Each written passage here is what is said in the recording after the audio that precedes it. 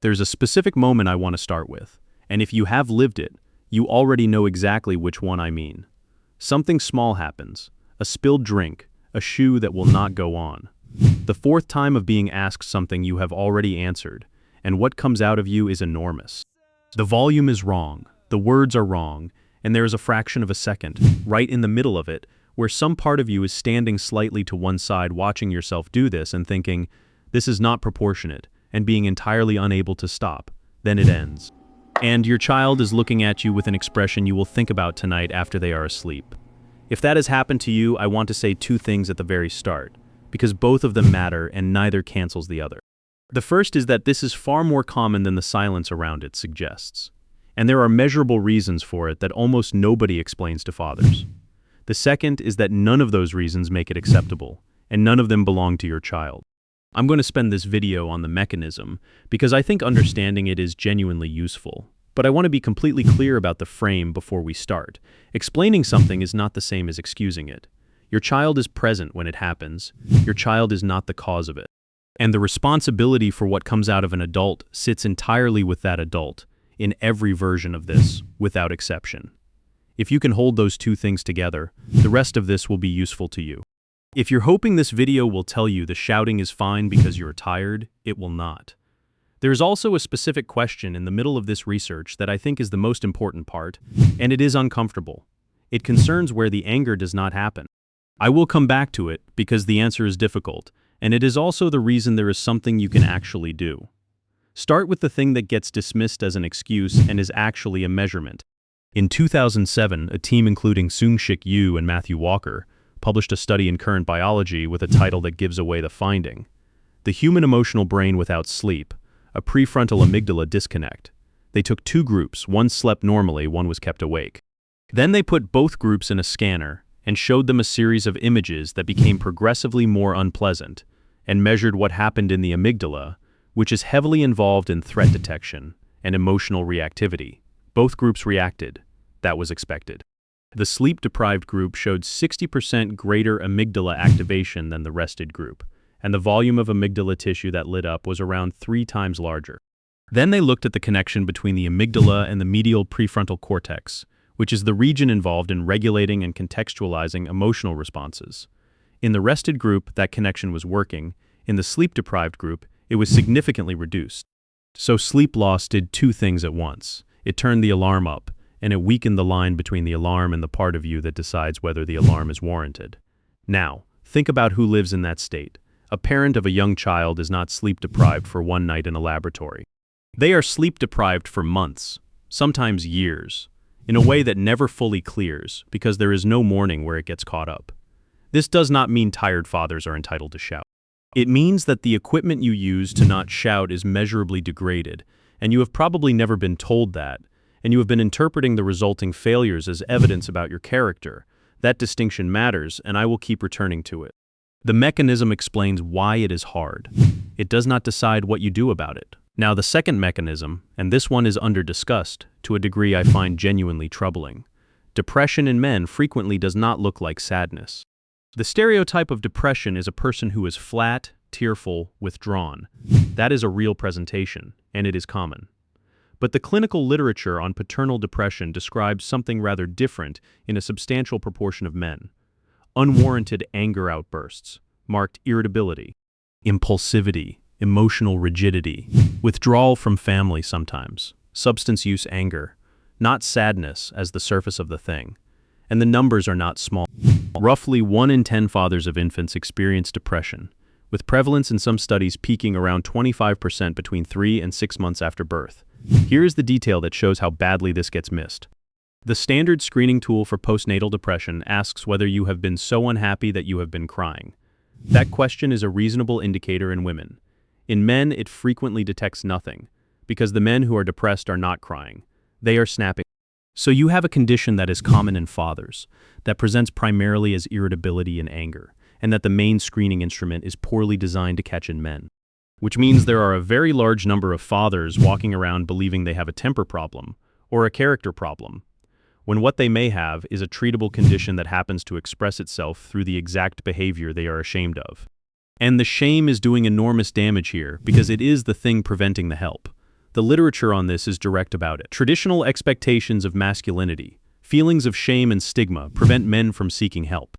So instead of asking, they manage it through what researchers call externalizing strategies: drinking, working more, isolating, which do not treat the underlying thing and often make the irritability worse. If any of that is describing your last 2 years, that is not a moral failing you have discovered. It is a well-documented clinical presentation with treatments that work. And the single most useful thing in this entire video might be that you now know to mention the anger to a doctor rather than only mentioning it to yourself at midnight. Now, the question I promised, and this is the uncomfortable part. You did not shout at your manager this week. Somebody at work irritated you, and probably several people did, and you did not scream at any of them. Somebody cut you up in traffic. A stranger was rude in a shop. Your friend said something careless. In every one of those situations, the volume stayed where you put it, so the capacity to hold it is clearly intact. It is not that you cannot regulate.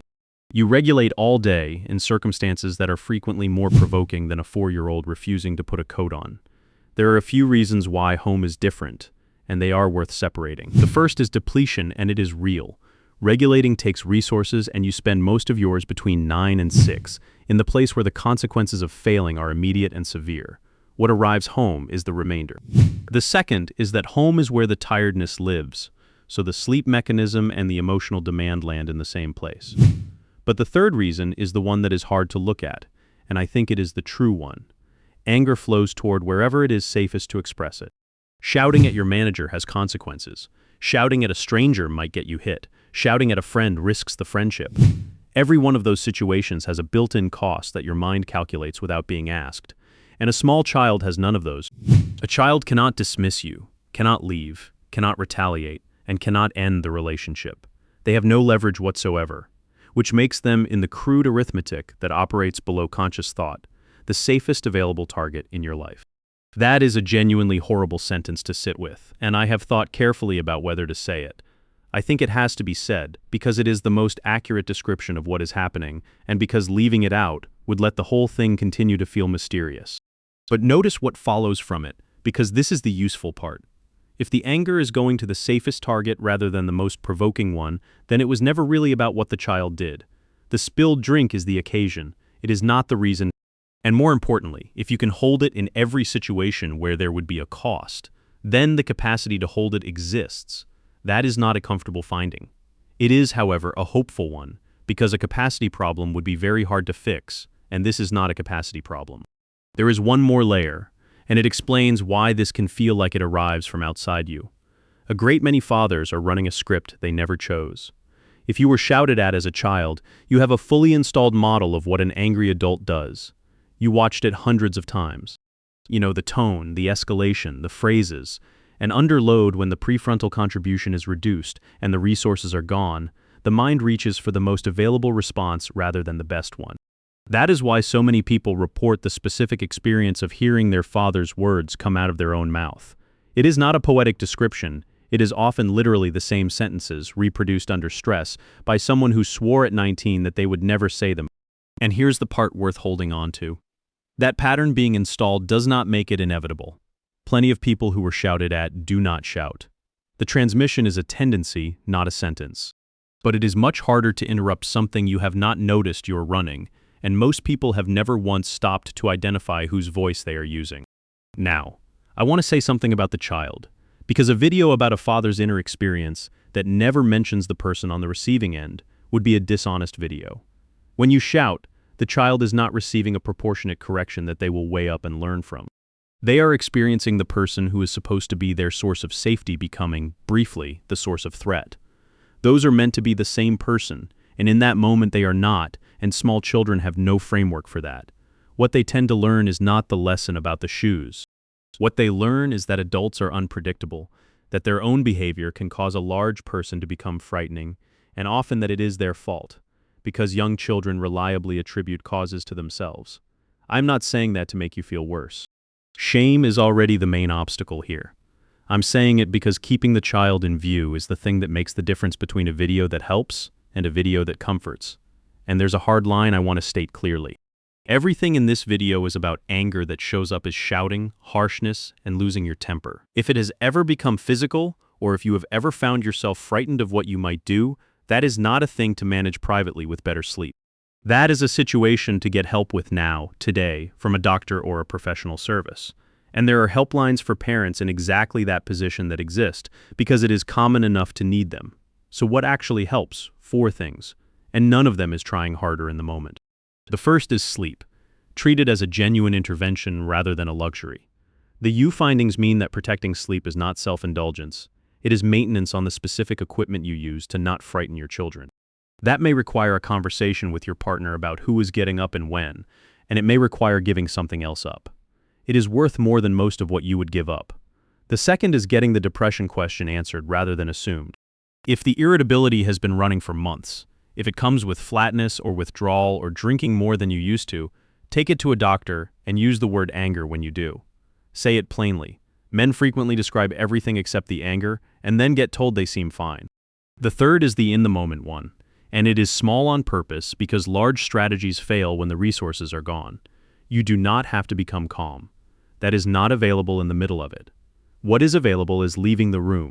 Not dramatically, not as a punishment, just physically removing yourself for 60 seconds. The mechanism is simple. The escalation needs proximity and it needs continuation, and stepping out interrupts both. It is also modeling something useful, because a child who sees an adult leave rather than shout is learning that this is a thing a person can choose. The fourth is repair, and the research on parenting is consistent that this matters more than people assume. When it does happen, going back afterwards and saying plainly that you shouted, that it was not their fault, and that it is not their job to manage your temper, does real work. Not as an apology that erases it, as a correction to the story the child is otherwise writing, which is usually that they caused it. Repair is not the same as permission. Doing it repeatedly without changing anything becomes its own pattern. But a father who shouts and then repairs is giving his child something quite different from a father who shouts and then behaves as though nothing occurred. Here's the reframe worth carrying out of this. The story most fathers tell themselves about this is that they have a temper, that it is a fixed property of their personality, an unfortunate trait, something inherited and permanent that everyone in the house has to work around. Look at the actual evidence in your own life. You did not shout at your manager. You did not shout at the man in the shop. All week, in every situation carrying a consequence, the control held. A temper does not work like that. A temper would not check the room first. What you have is a regulating system running on almost no sleep, possibly carrying an untreated condition that expresses itself as irritability, reaching for a script installed decades ago by someone else, and discharging in the one direction where nothing pushes back. Every single one of those has something that can be done about it. Your child is not the reason it happens. Your child is simply the only person in your life who cannot make it expensive. That is the cue most people miss. If you're a father who recognizes this, leave a comment and tell me what it usually comes out over, because it is almost never the big things. Subscribe to Psychology Q, and I will keep showing you the signals hiding in plain sight.